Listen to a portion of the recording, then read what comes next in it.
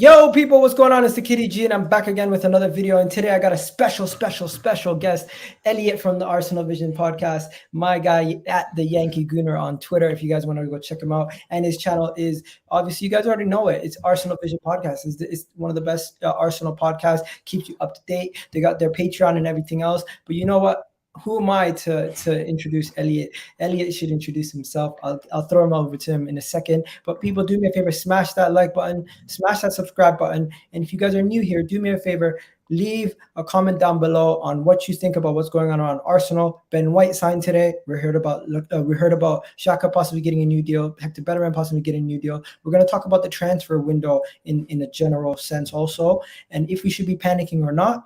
But for now, I'm going to throw it over to Elliot. Elliot, tell the people who you are and a little bit about yourself, man. Yeah, thanks, Agal. Yeah, I'm Elliot. You can block me on Twitter, Yankee Gunner. I host and produce a podcast called the Arsenal Vision podcast, and hopefully you've listened to it. And if not, I hope you will at some point. I assure you the people on it are a lot more level-headed and interesting to talk to than myself. But we have Clive, we have Tim, we have Paul, we have Scott. We got a great group of people. Yesterday, Jessica Black from She Knows Arsenal was on. So it's a great crew.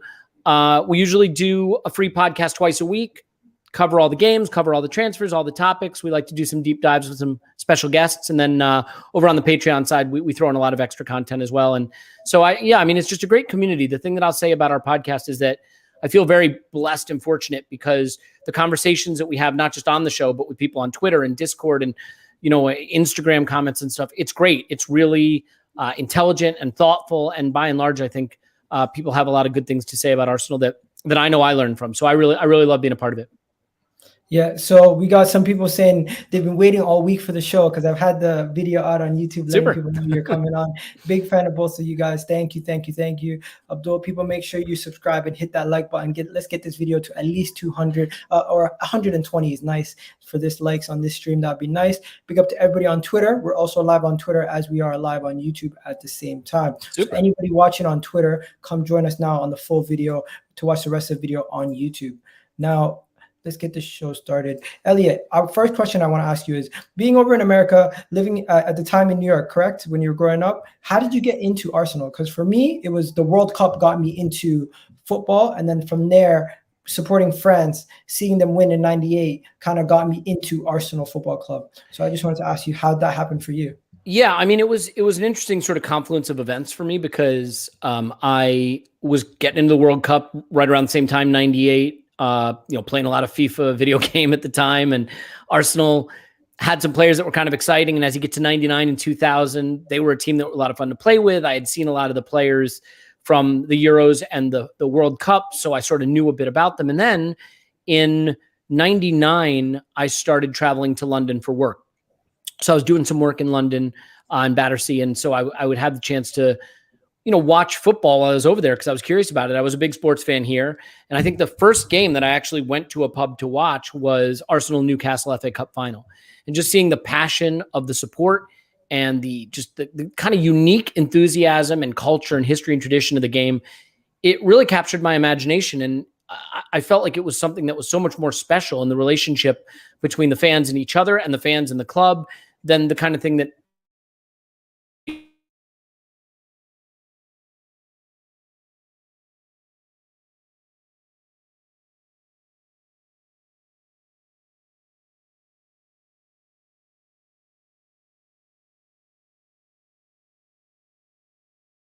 hopefully I'm back. Yeah, there we go. I see me. Well, I'm going to keep talking, and hopefully I'm still live. And so basically in the comments, guys, let me know if I'm still live. But basically, yeah, so that was how it happened. Over time, the game started to be broadcast, and that was it. So yeah, I love the club. I got to admit, I don't know if this is still going out live. Oh no. Are we still live? I have not had any internet problems for the longest time. So hopefully we're not dealing with that, but maybe we are. Let's see.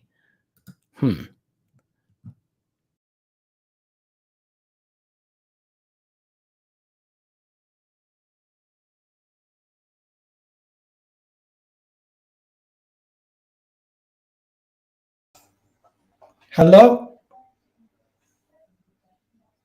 Okay, sorry guys. I don't know exactly what went wrong there with the connection, but something went wrong with the connection, and then we just lost Elliot there.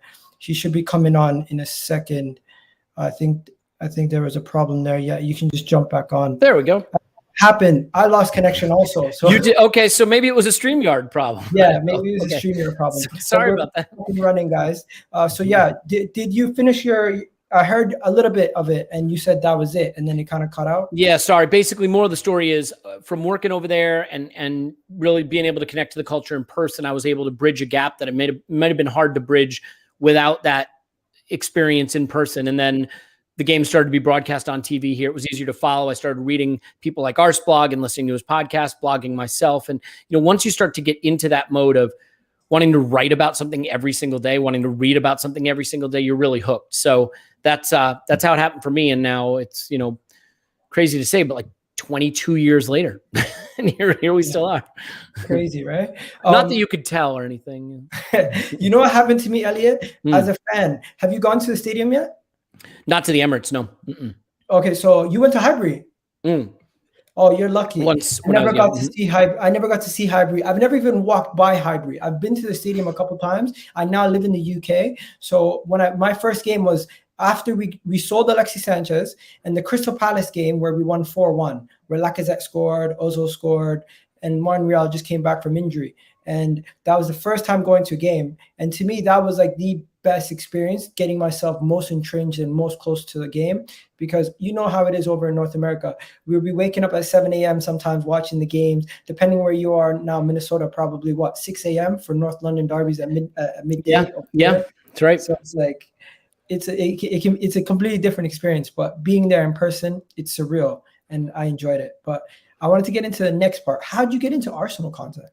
Yeah, the content side of it. So, I mean, a lot of times what happens is you wind up connecting with something that inspires you so much that you want to sort of emulate it, right? So I had always liked writing. It was something that I enjoyed doing. And you have to realize, right, like the internet has democratized content in a big way, because three decades ago, you could write on a spiral bound notebook. You could, type onto your computer, but there was no way for anyone to read it unless you got published.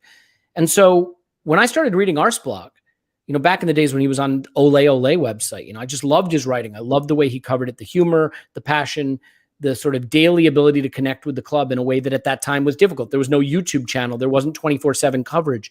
So I really felt connected to the club through that writing. And I found that I wanted to be able to write to sort of express my thoughts as well. And I didn't know if anyone would wind up reading it.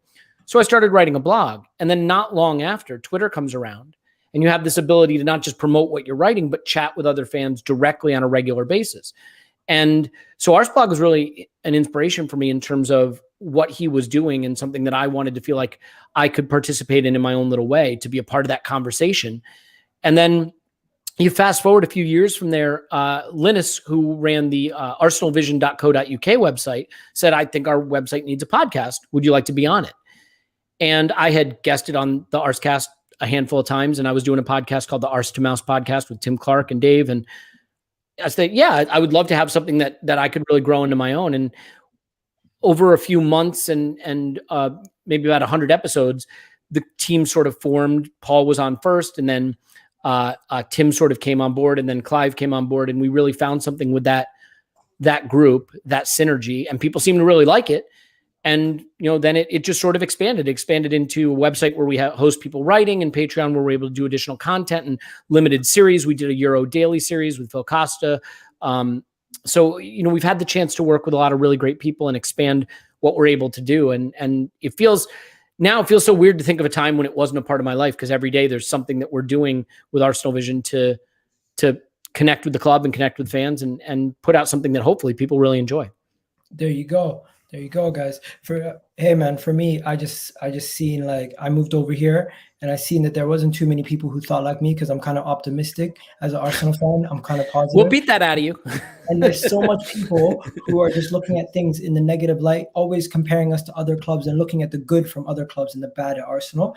And I'm just trying to bring a little bit of balance to arguments, because I'll be in a room full of people who are positive, and I'll be the one person saying, hey, we have to look at the negatives also. But I'll be in a room full of people who are negative, which I am majority of the time, and I'll be the one that's saying, hey, let's look at the positives also. But yeah, maybe that's just a Canadian in me. But the next topic I wanted to talk about, Elliot, was when it comes to Arsenal, who's your favorite ever player, and what was the reason why they're your favorite ever player? So, like, my favorite ever player is Thierry Henry, right? And I just feel like when you give that answer, it's so cliche and generic that it almost doesn't really count in a way, right? Because it's like saying your favorite basketball player is Michael Jordan or LeBron James. So I would say, setting Henry aside, my favorite ever player is Cesc Fabregas, because even though I was able to start to follow Arsenal and get into Arsenal from 99 till about 2005 or 6, when I started blogging, when I started being able to watch on TV every single game, when it wasn't something that I had to fly over to London to participate in, it was just after the Invincibles. And I felt like Cesc became Arsenal at a time when Arsenal went from being a thing I was getting into to a thing I was obsessed with. So he became the first player that I was really attached to in a sort of day-to-day kind of way. And he felt like ours, and the passion he had, and the sort of vitriol he had towards the enemy. He really embodied and embraced that tribalism, the relationship he had with Wenger. There was just a romance about it. But at the same time, I thought he was the best player in the league. We had someone who at 19, at 20, at 21 was better than anybody else. And, the derby where he scored right from the kickoff, that's a moment that I'll never forget. He gave us so many moments like that, announcing himself in the Champions League. I mean, there were obviously some down moments, but I think that the way he left is how I know he's one of my favorite players, because so many people chose to vilify him for that, call him a snake, get really mad at Fabregas, and to this day I've never forgiven him. I couldn't hate Cesc. I couldn't bring myself to feel that energy. I was just so thankful for what we had with him. And so Fabregas just winds up being one of those players. And I think a player that in many ways, we never replaced. There was the Patrick Vieira sort of midfield dominance that we never really replaced. And a lot of people still feel that's a missing piece. I think that technical quality and intelligence and commitment, the ability to go all the way back to his own box to defend and then, play through balls from everywhere. I don't think we ever replaced it. I think a lot of people sort of looked at Ozil in a similar way, but I think they're very different players. So Cesc for me is one that I'll always feel a kinship towards, because of the time that he ascended at the club, aligning so closely when the period when the club went for me from being sort of a sporting event that I observed to an obsession that I really embraced. Facts. Wow. And it's kind of a similar story for myself. I'm not going to lie to you, Elliot. The thing for me that I wanted to ask you specifically now is the window. The transfer window has been an utter chaotic window for us. And as you can see in the title of the video, we're going to be talking about the transfer window. So let's get into the transfer window. And there's nowhere else to begin by what happened last season. We finished last season 8th, no European football. We had a team that was in a European semifinal against Villarreal. We lost to Unai Emery's Villarreal, which subsequently ended up going on and beating Manchester United to win the Europa League. And the whole season was very, very crazy. Now, going into the new season, we have a transfer window where we've been told we're going to have a very ambitious transfer window. And I and other fans got super excited when we started hearing things about 250 million transfer budgets and everything else. Now, Elliot, I'm going to throw it to you. What did you think about the end of last season leading into this transfer window? And then we'll get into specific transfers afterwards. So I think there's a few things that you have to think about, Iga, when you look at the transfer window, which is separating what we've actually done from rumors, because some rumors are accurate and should be taken as, as being informative and helpful. And some rumors are just completely made up, as we know. And what makes it difficult, right, is we can look at all the rumors and there's enough rumors there that can make you really frustrated or really excited. But when you look at the actual business, we've signed a backup left back, one for the future, maybe. We've signed a backup midfielder who looks pretty decent in preseason, and maybe he'll get some minutes. Yeah. And we have now just made our blockbuster signing of the window, a center back who takes the number of another center back we expensively acquired who's never going to play for the club. So I'm excited about that. Mm-hmm. You think Saliba is never going to play for the club? No, he'll never play a minute for Arsenal, no. Why? I think that's pretty clear, yeah. This is news to me. I'm still have hopes for Saliba to come back and play in the past 2 years. You have to think about it, optics, right? Like if you have a young player who maybe feels he hasn't been treated great by the club, and he's now 3 seasons out on loan, and the manager didn't use him when he was here last season, and you give him this number 4 shirt, which is sort of saying, hey, you're our guy for the future. And then you send him out on loan before preseason even starts. You don't even want to have a look at him. And you give his shirt number away to this other blockbuster signing. Again, it doesn't mean he can't ever play, but the optics of it aren't great. And I think it says to that player, we were going to make you the future. We gave you the number 4 shirt as a teenager before you'd ever played a minute for us. And you know, you were going on loan. And now we've just given it away. We've taken it from you before you ever played for us. We already have a strained relationship. We didn't even want you here for preseason. Like the optics are just bad. And I think if Arteta were to go, could someone come in and say, I want to rehabilitate this relationship and make it work? I think it's possible. But I think reading all of these tea leaves combined, you have to say there doesn't seem to be any suggestion that the club is acting in a way that is consistent with wanting that player to have a future with us. I'm still hoping that Saliba can somehow play the last 2 years of his deal. But if he does leave, a club that's going to sell him does not openly say we're willing to sell him anyways. So it makes sense that the club would still make it seem like to the wider public that they don't want to sell. I get that. Now, more or less, you're disappointed about last season. I know you were. On numerous occasions, you called out certain individuals. I'm not going to say you're Arteta out, but you are. I'll be honest. I was in December. A lot. Yeah, look, I was in December. I mean, I think anybody who's being honest with themselves has to admit that where we were before Boxing Day is a place Arsenal Football Club should never find itself, right? And it's not just where we were in the table, what the points were. It was the goals. 13 goals in 14 games, I believe, averaging 8 shots a game. It wasn't just losing football. It was dreck. It was bad football. And it was football that wasn't getting the best out of our best players. Willian had started something like 12 of the first 14 games, despite looking awful. We had made decisions to bring certain players. You know, we weren't using Saliba. We were using Willian. There were a lot of very questionable things happening. And I think at that point I looked at it and I said, okay, here's a guy who didn't improve us after taking over from Emery. Now, admittedly, won the FA Cup. Love that. Let's set that aside just for a second. In the league, guided us to an 8th place finish after taking over from Emery. Starts the next season with us near the relegation zone, playing even worse football. Had made some moves with the squad that were questionable. And let's not forget, before the COVID break, he had gotten knocked out of the Europa League by Olympiacos at the first hurdle. I mean, Arsenal Football Club should not be knocked out of the Europa League at the first hurdle by anyone. So there were a lot of black marks on his resume. And oh, by the way, he was a first-time coach, right? So there were questions about maybe it was just a step too far for him. I think he deserves huge credit for what he did after that. Switching to the back 4, bringing Smith Rowe into the group, you know, adding Odegaard. We saw the attack improve, maybe not to the level we need it to. I think there were a lot of signs of improvement that I'm really encouraged about. I think the way we crashed out in the semifinal of the Europa League and some of the decisions he made about how to set the team up at that time, questionable. I think some of the ways he has enforced his discipline and implemented his culture, maybe a little too rigid, which we'll see. I mean, that'll be borne out over the next season or two.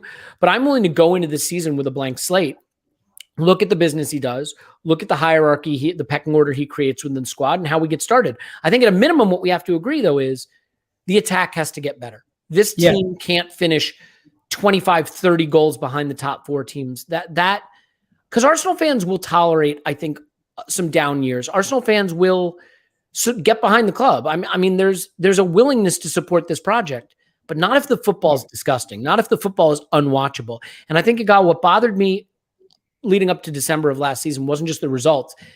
I stopped enjoying watching my club play football, and that has to change. Arsenal Football Club has to be synonymous with attractive attacking football, at least in my view, for the coach to get more time. So for me, Elliot, I watched the first couple preseason games and I've seen some changes, and I just wanted to talk about some of the transfer stuff, right? So I'm just going to go to this screen quickly. So as you can see here, we've signed Albert Lokonga, we've signed Nuno Tavares, and we signed Ben White. And I subsequently put that little start sign because I just think this is just the beginning of the game where we're going to be going into this window. We're going to be doing a bunch of stuff. We still need a bunch of different signings. And the way we're going to be playing football is integral to the signings that we're going to be bringing in. So before I throw it to you and ask you about these signings, I want to ask you about the way we're going to be playing. I think we're going to be playing a lot more on our front foot next season. I think we're going to be a lot more attacking. I think Arteta's going to trust these players to play more forward thinking than he did last season. Mm-hmm. And when it comes to Aston Villa at home, when we see the whole team behind the ball, we're not going to see that as much anymore. We're going to play when we don't have the ball. I think, Elliot, from what I've seen in the preseason, we're going to play a double pivot of a 4-4-2 when we're in defense, and when we're in attack, we're going to play similar to a 2-2, and then have like 4 across the middle with the two left and right backs, and then you're going to see the strikers and everybody else up top. And if you want me to show you a visualization of that, I can get that up for you in a second. But yeah, I think that's we're seeing a lot of that. I think we're seeing a lot of 2-3-5 in attack, right? And I think Arteta has used that approach in the past. I think sometimes it's been a little too on plane. It's been a little too flat, where there's not where the spacing isn't right and there's not good distances between the players connecting the line. So we'll have to see how that works. Some of this depends also on whether anybody comes in the attacking part, right? If we get another number 10, and is Smith Rowe playing off the left, or is he playing at 10? I think the thing that's hard for me with Arteta's football is I see a lot of really intelligent tactical concepts. It's clear that he understands the game. I don't know if I see us creating enough chances, just in terms of, especially through the middle. We're really good at accessing wide spaces, really good at those overloads on the wings. Haven't always accessed central spaces a lot. And I think that's hurt Aubameyang's output as well. Yeah, what do we have here? So this is what I think we're going to be set up like defensively. And I just wanted to show you, like, I don't think we're going to see as much of the problems that we've had defensively if we do implement this style of defending, where we're more rigid, where we're more compact, and it allows less errors if everybody's so close together and working as a unit. And this is why Pepe wasn't playing as much last season, because he wasn't putting in a defensive shift to be playing in that defensive setup the way we want him to play. Yeah, I mean, look, I think these 4-4-1-1 formations off the ball are fine. I guess what I would say is I'd rather see us pressing more, a little more aggressive, not allowing the ball into our half. We played a lot of mid-block last season, right? And some low block, but a lot of mid-block. I'd like to see us add that press, because one of the advantages we have over a Liverpool, United, City, Chelsea, we don't have European football. Now, that stinks, but it means that if we want to be more pressing, we can, have that rest and recuperation period between games, so that we can put that effort into trying to win the ball, be more combative off the pitch, and win in transition, which, I think is just a shortcut to chance creation, right? One of the easiest ways to create goals is to win the ball higher up the pitch. Liverpool won a title doing it. And Liverpool don't even really have a recognized creator in their team. Firmino sort of becomes a false nine, and obviously Robertson and Alexander-Arnold are the biggest creative players in some ways. But what really creates the chances for Liverpool under Klopp is winning the ball back high up the pitch. And we saw last season when they had to turn that off a little bit to preserve their energy, because they were just absolutely shattered, they really struggled. So let's use the extra rest time we have to introduce more of a press. We've seen some of it in the preseason, I think, and that will naturally allow us to play a bit in transition, create some more easy chances instead of needing 40 pass buildup to try to create an opening. Because that, occasionally you'll create a goal that way, but it's a lot easier from broken play. Okay, and I've seen you break down the preseason. You don't really want to take too much away from the preseason. Am I correct? I think what you can take from the preseason, maybe not this stage, but in the stage we're about to come to, is, do you see a pecking order developing with certain players? What are the groups, right? Like, when the first team striker is out there, who's playing 10? Or, when your first choice center back is out there, who are they pairing him with? But I think the other thing that you can use the preseason for very clearly is to see tactical designs that are going to be implemented this season. So are we a 4-2-3-1 or a 4-3-3 team? Are we going to add a high press, or are we going to still be in a mid block? Will we let the fullbacks overlap, or will we tuck one inside like we did last season when Bellerin played? So I think those things you can look at and get a sense of what the manager wants to do. I mean, I think another big part of this obviously is there is no bigger ever-present dominant personality in the first team than Granit Xhaka. And if Granit Xhaka is still here, I think that changes a lot versus if he's gone. And so that is absolutely one of the most important questions that has to be answered very, very quickly. Yeah, let's do it. Let's talk about it. Hector Bellerin and Granit Xhaka have both supposedly been offered new deals. Now, I know, being closely looking at Arsenal's business, I feel like these deals are going to be offered. So if we don't get the fee that we want, we can loan them out to the respective Italian clubs and then sell them without having to worry about their contracts being closer to their end of their contract, because they both run out their contracts in 2023. Am I mistaken? I don't agree with Xhaka specifically. So think about it this way, right? If we can't get a good fee for 29-year-old Xhaka on £100,000 a week, how are we going to get a good fee for Granit Xhaka at 31 on 120 or 130 grand a week? The point is, like, the reason you extend someone to preserve their value is you don't want them to have the leverage in a transfer. You want the club to have the leverage. So if you have a 24-year-old with 1 year left and you add 3 more years onto it, you then have the leverage the next summer if you want to go ahead and sell him. But when you extend a 30-year-old or a 20, Xhaka's going to be 29 next month. So we can't sell him for the fee we want at 29. What's the good of extending him? It's not like he's going to get a better fee at 31 when he's on more money with more years. So my attitude is, if you want to keep Xhaka, and personally I don't think it's the right move, but let's say you want to keep Xhaka, let him play on his contract. Let him play on his contract. We have him under contract on 100 grand a week till he's 31.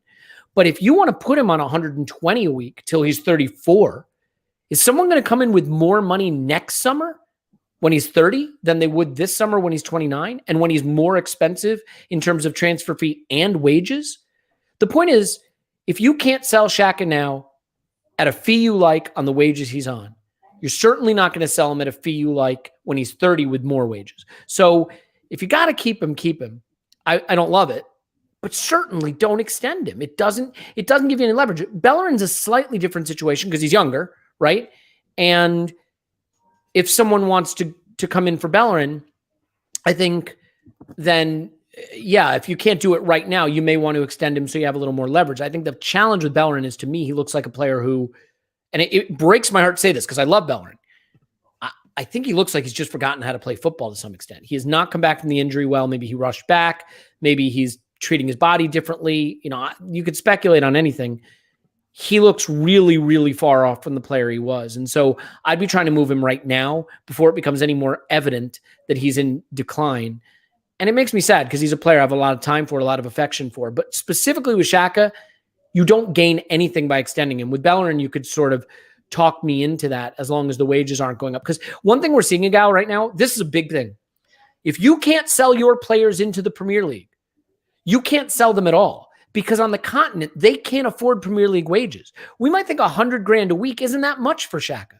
On the continent, for most clubs, that would be by far the most expensive player on their payroll. You know, maybe not at Inter, but so the issue we're running into now is if you can't sell your players in the league, in the Premier League, it's really hard to move them because these wages are becoming problematic on the continent. So that's another new wrinkle with COVID and the economic dynamic between the leagues, is that it's getting harder and harder to get fees for players who you want to move to Europe because the clubs can't pay the wages.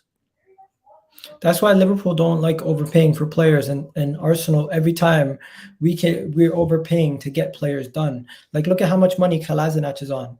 Now, I get the whole Bellerin one and Granit Xhaka, but I think Inter's situation with Bellerin makes more sense. I agree, but Granit Xhaka offering him a new contract, there's 3 reasons. 1, protect the asset. 2, he might actually go on loan and we're still trying to protect the asset again. And B, the third option, we might actually want to keep him because we might not replace Granit Xhaka. And that is the biggest issue of all 3. But then just keep it. Like, you don't have, again, like, you see my point, right? Like, if you re-sign him, Igal, you're not protecting the value. You're actually, in his case specifically, you're lessening the value because he's not going to sign for less money, right? He's going to want more money, even if it's a little more money. We can't sell him at 29 on the money he's on now. How are we going to sell him at 30 on more money? So, I get it. He'd be into his last year if you keep him another season, but he'd be into his last year on 100 grand a week at 30 versus more money. I can't come up with a scenario where a player you can't sell at 29 is going to be easier to sell at 30 or 31 on more money. That is really hard for me to envision. And I think Arsenal has to eat a little bit of crow here, because if we want 20 and the best we can get is 15 million, I know that sucks, but we pay him 5 million a year. So if you keep him 2 more years than you want to, that's 10 million pounds in wages that you're spending on a guy you were ready to get rid of and move on from. If this is what's holding back the rebuild, at some point you just got to make the decision and go with it. Facts. Okay. So that's honestly 100% fair. What I'm going to do now is I'm just going to throw it to the people in the comment section. Let us know thumbs up or thumbs down on Granit Xhaka and Hector Bellerin getting a new deal. Because we usually play 2 games, Elliot, on this channel. Okay. One is fake news, real news, which I'm going to throw to you in a bit for the transfer window. Other one is thumbs up, thumbs down. So thumbs down for you for both deals, I'm hearing. Yeah. For me, definitely thumbs down for both deals, but I understand it and I tried to explain it. And I feel like the club is making some changes. So now, what did you think about the 3 deals that we've done so far in Lokonga, in Sammy Lokonga, Albert Sammy Lokonga, Nuno Tavares, and Ben White? It's just a start. So I want to know, obviously, I'm not going to ask you thumbs up, thumbs down. They're already Arsenal players. It makes no sense. You got to support them. But when it comes to these 3 signings, what do you think? And we're not done, obviously, so we're going to get to that in a bit. So the Lokonga and Tavares ones are easy. I really like both deals. I think when you can acquire young talent inexpensively, I mean, Tavares is really just a complete roll of the dice. I don't think we have any idea what he's going to be because he played very little in Portugal. He looks like someone who has a lot of attacking flair. The defensive side of the game, I still think needs work, looks really rough, just passing the ball over short distances and in the duels. That could be coached. But in terms of guy who is super rapid and big, physically imposing, and you take those skill sets and he can shoot with either foot, already scored a goal with his right foot, right? I think that's fine deal for that money. The Lokonga deal I love. You take a guy who has a really well-rounded skill set in midfield. You get him pre-prime for a reasonable wage, but it's not just that. I'm not a big soft factor guy. I don't like to get into mentality and mindset as much because I think you're guessing with that. But you look at someone who was a captain of Anderlecht. Anderlecht's not a small club, and he was their captain at 21 years old. That tells you a lot about the respect other players have for him, the respect his coach has for him, that he was able to go to the Belgian national team and meet the level to go to a team that is the #1 team in the FIFA rankings and filled with late 20s, early 30s superstar talent and go bet in with that team and fit in that team. I think that tells you this is not someone who's got to grow up into a man as a footballer. He's a man as a footballer now. And even just in preseason, the half turn, the no-touch turn, out of his feet quickly and going forward, carrying it 5 yards and a little diagonal into Aubameyang at the top of the box. I like some things about Xhaka. No one can spray it up the wings like Xhaka, but when it comes to accessing central spaces, getting it into the final third, at the top of the box to the striker, to Smith Rowe, I think Lokonga can do that. So I'm really excited about him. The Ben White one is tough. It's tough. So I think Ben White is a very, very good player. And I think we could have just secured a homegrown English talented center back for 6-7 seasons. And if that's the case, the fee will look like a snip. It'll look like a great deal. I think there are elements to his game, his ball carrying, his high value progressive passing over the top, really exciting. The way he hunts down the ball and goes and gets it, really exciting. For Brighton anyway, he was not playing as a center back in a 2. He was playing right center back in a 3, or he was playing almost like a DM or a right back at times. Going out, hunting, taking the ball with 2 more traditional center backs behind him shielding. And I just wonder, now he comes to Arsenal with a pretty inexperienced Gabriel to his left. And he's got to be the anchor of this central defense now, the anchor of a back four that has an uncertain right back, a very talented left back, and a learning on the job center back in Gabriel, and maybe a new goalkeeper, a young new goalkeeper if we go for Aaron Ramsdale, which is another story. So it's a big amount of money, and it's the kind of money that says we're buying a star center back. And I think we may have gotten a star center back, but I certainly don't think he's that yet. I think what makes the Ben White thing so complicated is there are some people that just really think Saliba is a star in the making and that White's arrival spells the end for Saliba. I tend to think that is the case.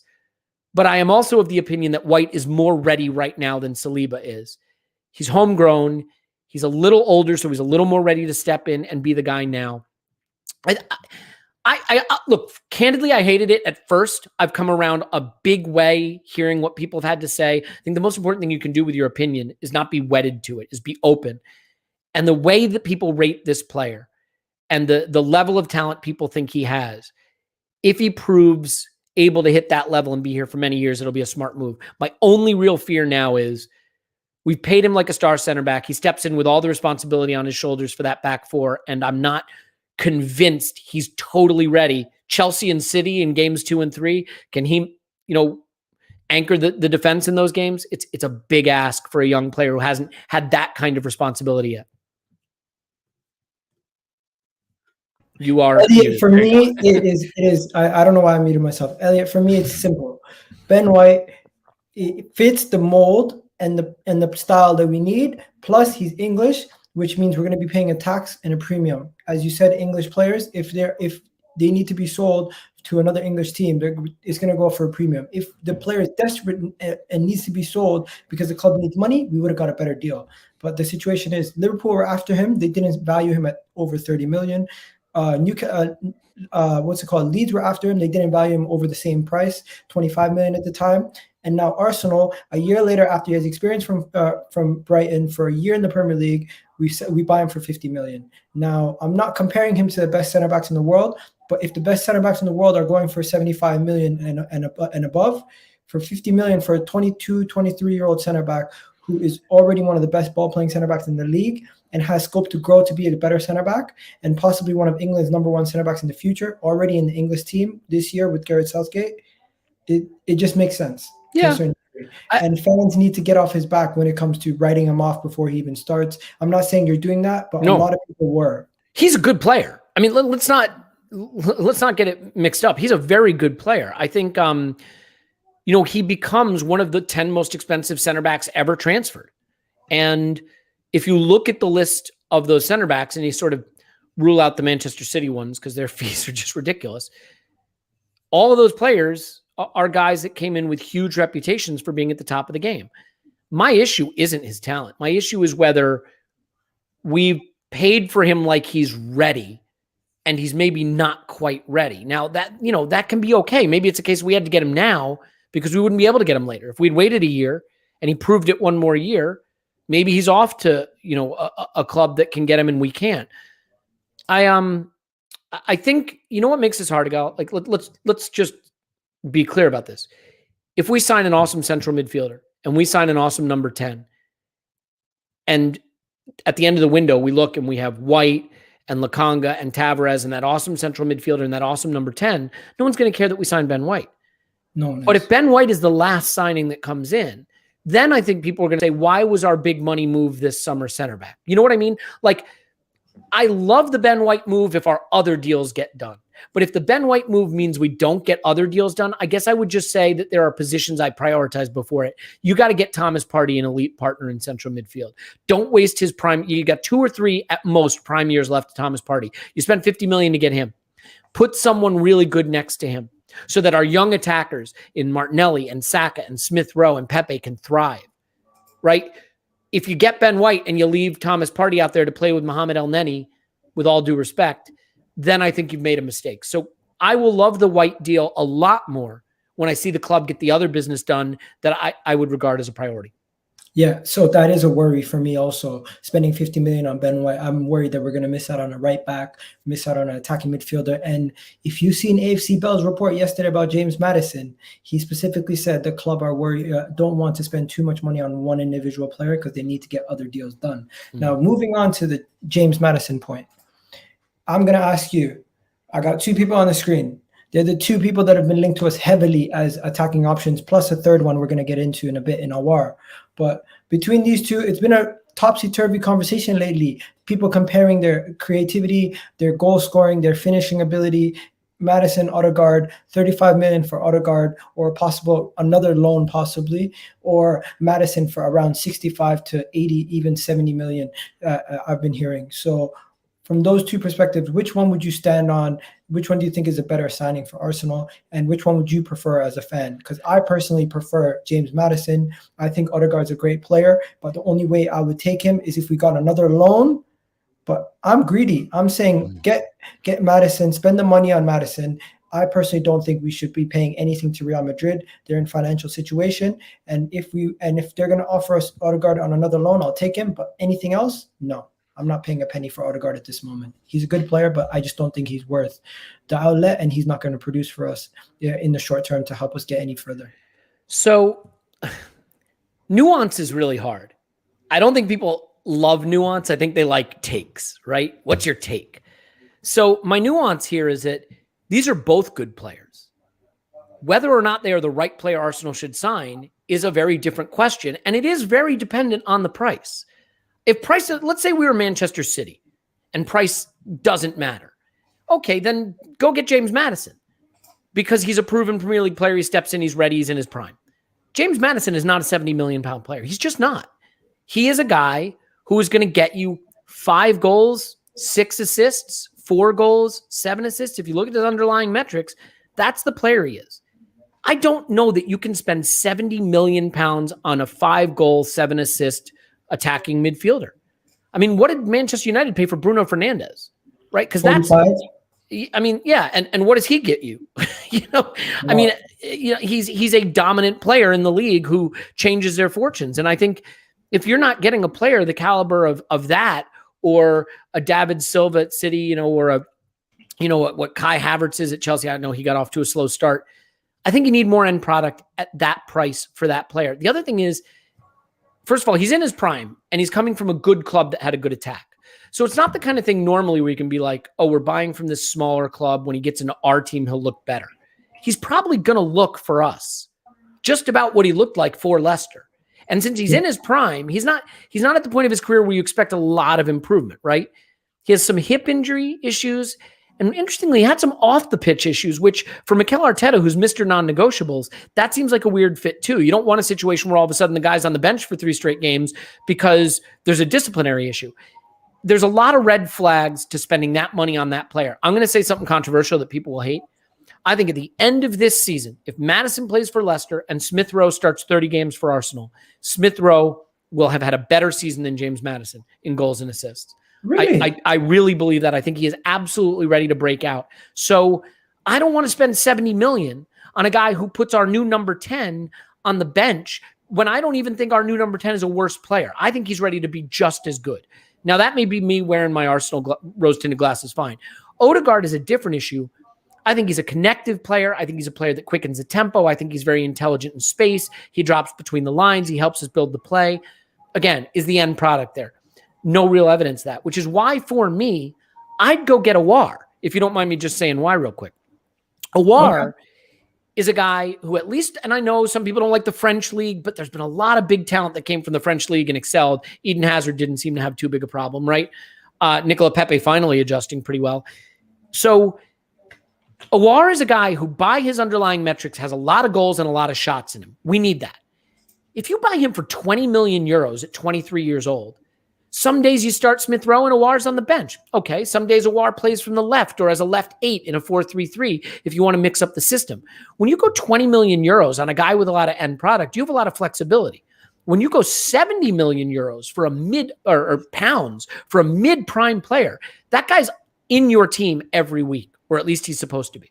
So I would go for the guy with the upside, who's younger, where we can be more flexible, play him off the left, play him with Smith Rowe, play him as a 10 if we need to. If it doesn't pan out, the money doesn't kill you. He's still young, and you don't have to have him in the team every week like you would if you spend 70 million for Maddison. I want to just be clear, though. I think sometimes fall into the binary that you have to love a deal or hate a deal.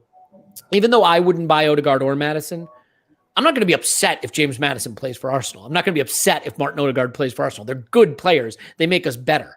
I just think the deals aren't right.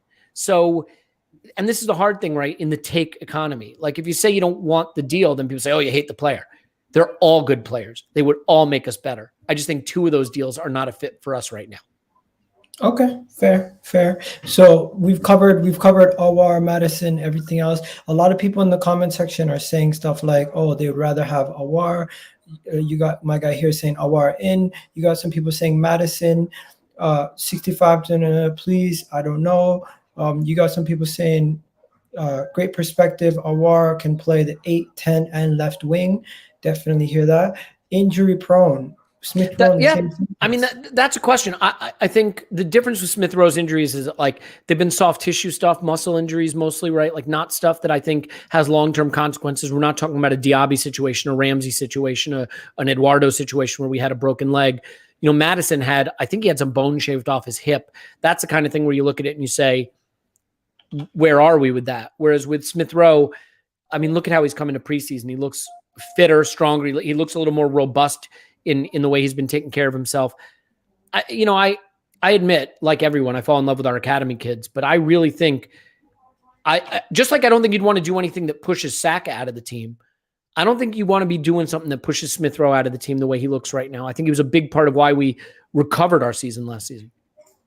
Okay, so now I'm going to go to the people in the comment section. People, I need you guys to prepare your questions, but we're going to do fake news, real news. So what I'm going to ask you to do is you just say if you think it's fake or real, and then you don't have to go too deep into it. You can just say quickly in like 1 sentence or 2 why you think it would be fake or real, right? Yeah. So the first story that we're going to go to is guimarães from Lyon.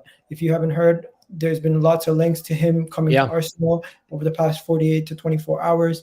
I think there might be some truth to the deal, but I don't think it's actually doable for Arsenal. The player is already in the Olympics. He's gonna be there for a while, and by the time he comes back, I think by the time he comes back from the Olympics, we're not going to have much time to get this deal done. They're saying 30 million. You know how historically difficult it is to deal with Lyon. So I just think this is a bit of fake news, in my opinion. It's so hard, right? Because Olas, whatever his name is, right? He is notoriously difficult to deal with. But I mean, they need money. They are broke. And they wanted to sell Aouar last summer. They didn't. Now they got guimarães they could sell. They got Aouar they could sell, but they got to raise money. And I think these players, the club's certainly going to try to get them to move, I think, because they need money. I would be taking these kind of deals to late in the window and seeing if these French clubs blink, if they get scared and they say, look, we're not getting the 40 we wanted or the 30 we wanted, but we'll take the 20 because we got to have money. I think they're desperate, and desperate clubs will do bad deals late in the window. So I would leave these deals late. I like guimarães.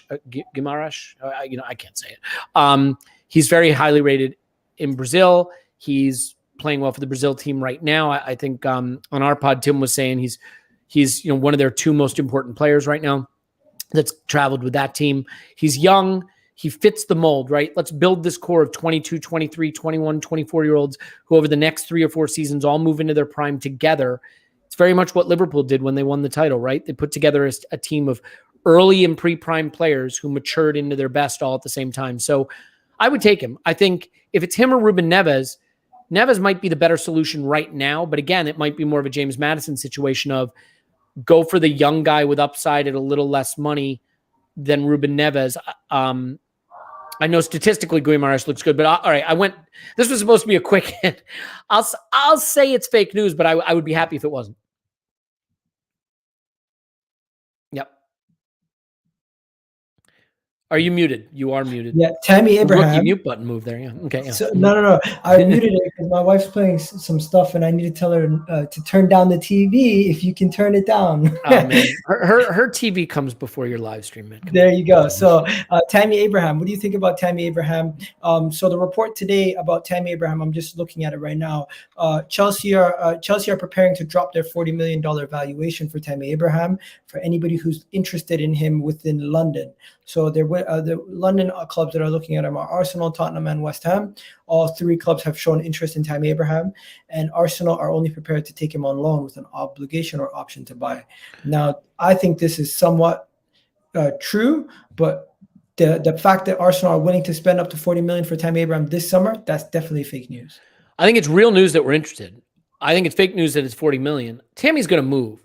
They're trying to chase Haaland. They already have Werner and Havertz. Abraham, I think he has a right to say, all right, I'm ready to get on with my career. I don't understand why people are so down on Abraham. I mean, here's a guy who went to the championship on loan in his late teens, early 20s, and had a 23-goal season and a 25-goal season in the championship. Sounds pretty good to me. Everybody wanted Buendia for what he did in the championship. Then he comes back to the Premier League, and he has to lead the line for Chelsea, which is a big, big thing for a 22-year-old kid to have to do. And he scores 15 Premier League goals, which, oh, by the way, would have been our leading goal scorer last season, let's not forget. And that's at 22. So here's a guy who was super highly regarded as a young talent. The reason Eddie Nketiah couldn't make it at Chelsea's academy. Goes down to the championship as a teen and dominates. Comes back up to Chelsea in his early 20s and plays at a very respectable level. What does an English 22-year-old striker with a 15-goal season under his belt already cost?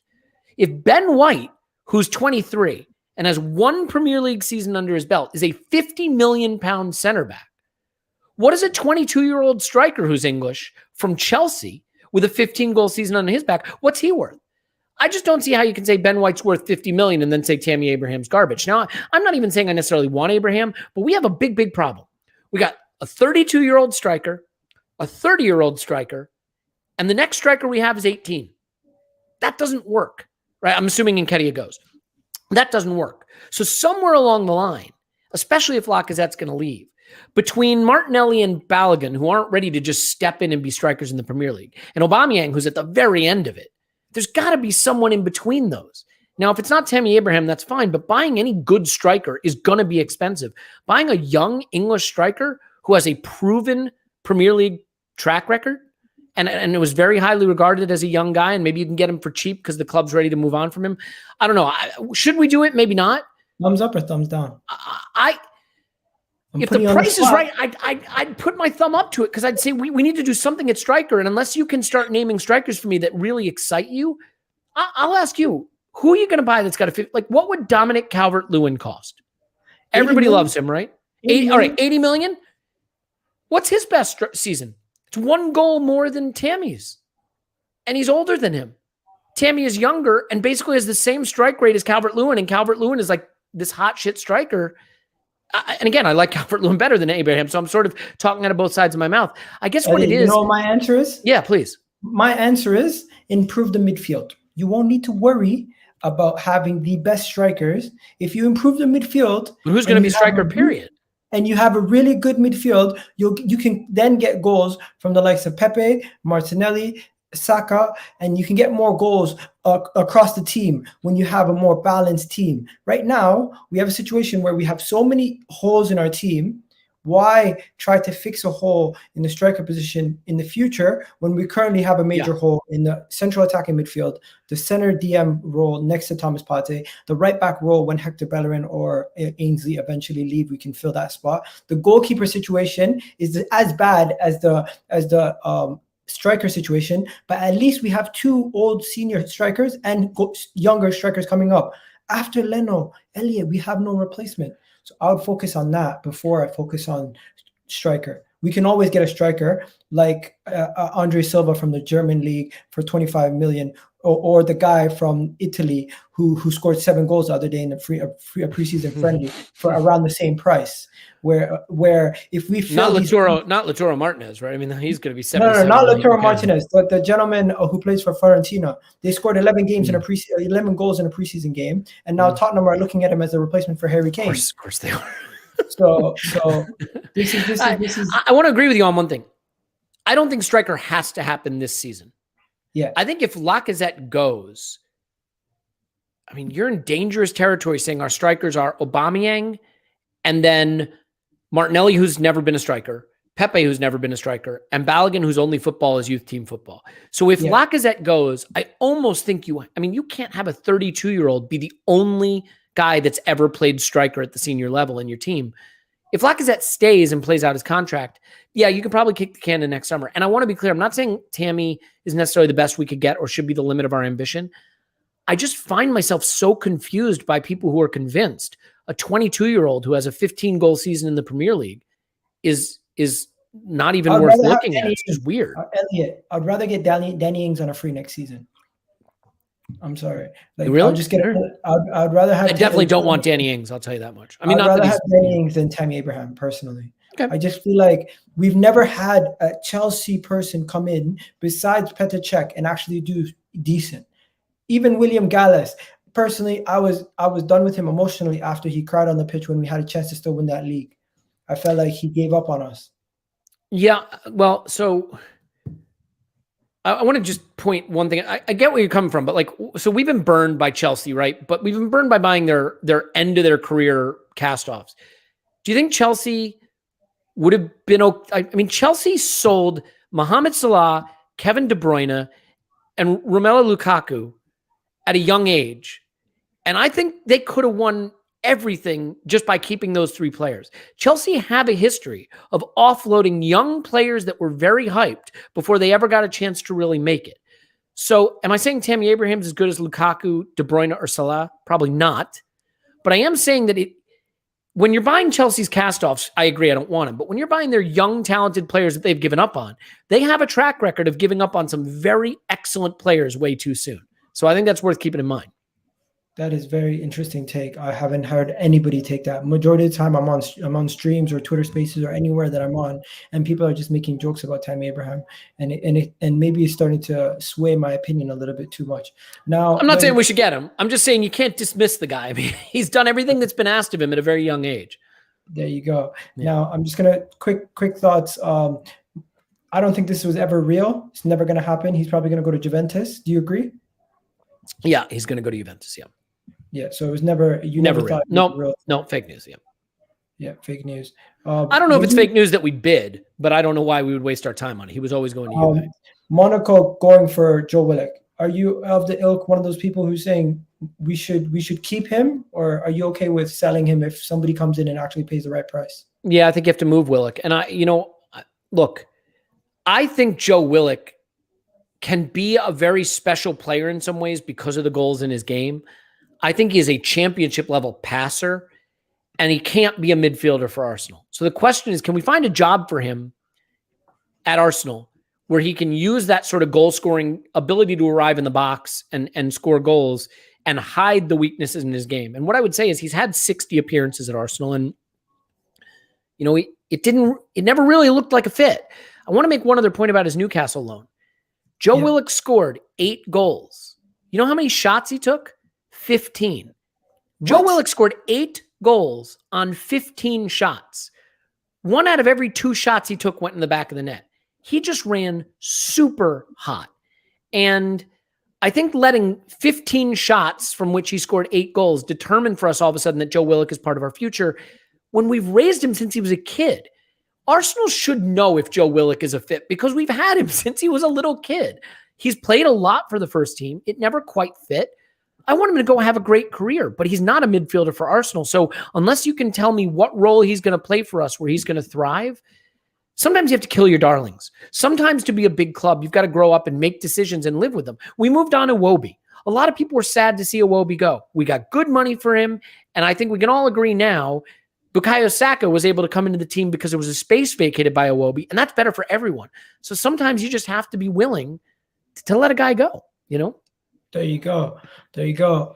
I personally feel like we should keep him. Okay. The only reason why I say we could keep him is because send him on loan another time to Newcastle. Keep him for 1 more year. Maybe Newcastle can actually bring out the money. Because if somebody's not coming in for 30 million, I think he's gonna be worth way more than 30 million. And if he goes to the French league and he goes to Monaco, I can already see this as being another Jadon Sancho or Jude Bellingham situation. But at what position? He'll be a central attacking midfielder and he'll score goals. That's what I'm thinking. Because I'm not trying to hate on the guy. I just think he can't pass, and so he runs into the box and he scores goals. He can carry the ball. Like Yeah, look, exactly. A Dele Alli role, a Griezmann role, something like that. That could be really interesting for him. Does that work at Arsenal? That's the question, right? Like, I kind of think you have a point, which is you could loan him out. But here's the thing. I think his contract's up next season, isn't it? I think he's still on a contract of 2023, no? So, yeah, okay. So if he comes back, so if he goes out on loan, he'd be in his last year next summer. So if he goes on loan, we would have to make a decision, and he'd only have 1 year left on his deal. So I guess what I would ask you is, if he goes on loan, can he play well enough that his fee is going to go up with 1 year left on his deal? Because Joe Willock's not going to sign a new deal with us. But he can't stay. That's the number one thing we agree on. Yes, he has to go. He has to go this summer. He can't stay at the club because he's not going to get enough game time. Well, we don't have Europe, right? So there's nowhere to put him. He's not going to play much in the Premier League, and the FA Cup doesn't even come around until January. So yeah. So I just had the goalkeeper situation left, and then that was pretty much it. Yeah, fire away. I don't think we're going to have any time, guys, for your questions, but throw in your questions right now in the comment section, and I'll see if I can get it to Elliot before we're done. The last one that I wanted to ask you was, we've been linked to 3 goalkeepers. We've been linked to Aaron Ramsdale. We've been linked to Sean. What did I say, Sean?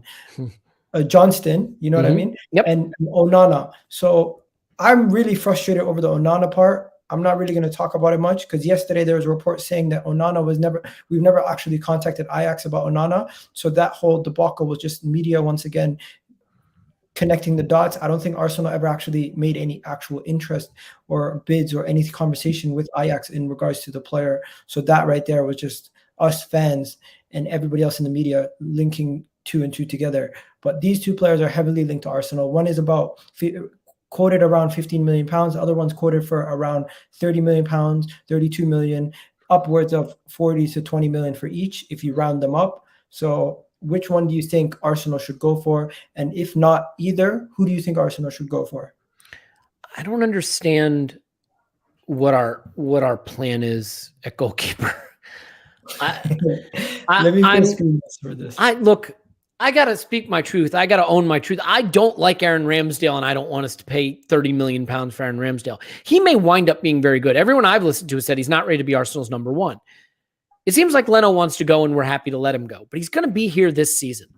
So maybe what you do, if you don't have a keeper you really like at a price you really like, is you just get another Matt Ryan type backup, let Leno play out this season, and solve it next summer. I don't know what happened with Onana. That seemed like a really interesting link. That seemed pretty clever. A guy whose value declined, due to a PED situation, but who's really highly regarded, who could have come in, and we don't need him right away because we got Leno. He's not expensive. Part of the problem for me is I recoil at spending big money on keepers because I think keepers are a bigger roll of the dice than just about any position. I mean, look at what Chelsea spent on Kepa, and look at what a disaster that's been. Even De Gea, who was awesome, had a season where he could not play a lick, right? He just kind of forgot how to play for a season. Allison and Ederson have worked out pretty well, but we're quoting a fee for Ramsdale that would be one of the top 5 or 6 goalkeeper fees ever. I don't know, man. I mean, and the thing that scares me too is one of the most important things right now, Igal, in being a keeper is playing with the ball at your feet. That's what's changed. The modern keeper at a big club has to be able to play the ball at his feet. I think Leno played short more than any keeper in the league. Well, guess what Ramsdale did? He played long more than any keeper in the league. We have no idea if this guy's going to be able to play the style we want him to play. And I also think that there's a hard thing. This is a psychological thing, I think. When you take a keeper from a relegated club who was really active, saving tons of shots, Ramsdale faced tons of shots, and they move to a club where it's quieter, where they spend more of the game not doing anything. I think mentally that's really tricky because they're not used to that, folks. They're used to being active, springing off their feet, making lots of saves. And taking a keeper who's young and used to being active and constantly saving shots and launching it long and saying, now come face 7 shots a game and play with the ball at your feet like a midfielder. What a big risk to spend 30 million pounds on. Just seems like a very, very strange move. I don't get it. Interesting indeed. Now, the first question, I wasn't going to go elaborate anymore on that. I feel like you eloquently put that perfectly. So enough on the Johnston and Ramsdale situation and the goalkeeper situation. What will be a realistic success for Arsenal's season? I think for me, it's top 4 or competing for top 4 near the end of the season. Simply put, that's what I think a successful season next season would be for us. European football, bar minimum, but at least competing for top 4 come the new season, come for the new year, at least past April. If we can compete for top 4, at that point, it's been a decent season. What about yourself? Yeah, I think 5th or 6th is a requirement, right? I don't think we can finish outside of that. I'd like to see us over 60 points. I'd like to see us in a top 4. I mean, look, top 4 would be a success because you're talking about having to replace one of Chelsea, City, United, or Liverpool. And all those clubs are just in a better position than us right now. Let's not lie. The one thing you can't do as a fan, don't lie to yourself. Don't get mad if Arsenal don't finish above one of those 4 clubs, because those 4 clubs are ahead of us right now. Big time. We've got, we've got more ground to make up on them than one summer window, but we have to be 5th or 6th.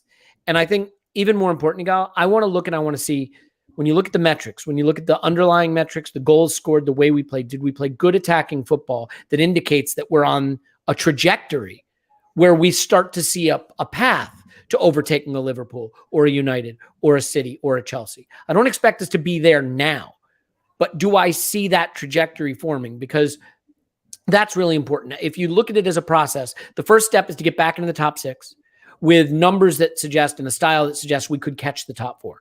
Then maybe next summer we worry about strengthening even more and trying to take out one of those teams from the top 4. And then, a title challenge would be not bad after nearly, 17 years now. So that'd be a thing we could go for. So I think top 6 has to happen if Arteta wants to keep his job. And I think top 4 would be delightful, but I'm certainly not expecting it.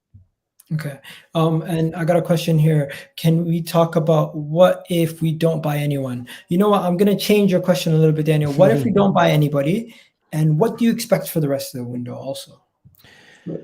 If we don't buy anybody, then the best argument for improvement is organic. And what I mean by that is in Saka, in Smith Rowe, in Martinelli, in Pepe, you have players who could be a lot better than they were last season. Could Saka become a 7-goal, 5-assist guy? Could Martinelli become a 10-goal, 3-assist guy? Could Smith Rowe become a 6-goal, 6-assist guy? Like, if they make that step and Pepe becomes blows up and becomes a 20-goal guy, and Aubameyang can get back to being 16-goal, you could see it.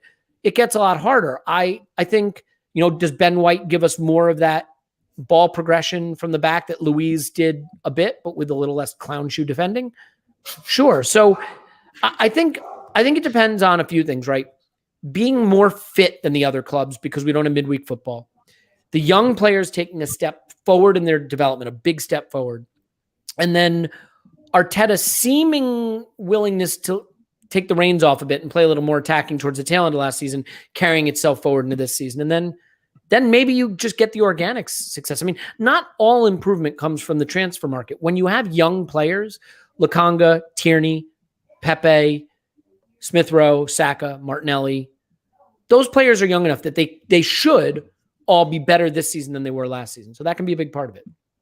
There you go. So yeah, Elliot, you want to just let people know where they can find you and a little bit about where they can find you and what you guys do on a regular basis just before we leave? Yeah, sure. Thanks, big audience right now. Yeah, ignore the Twitter thing. Block me there because I'm a terrible follow. But you can follow me there if you are, a masochist at Yankee Gunner.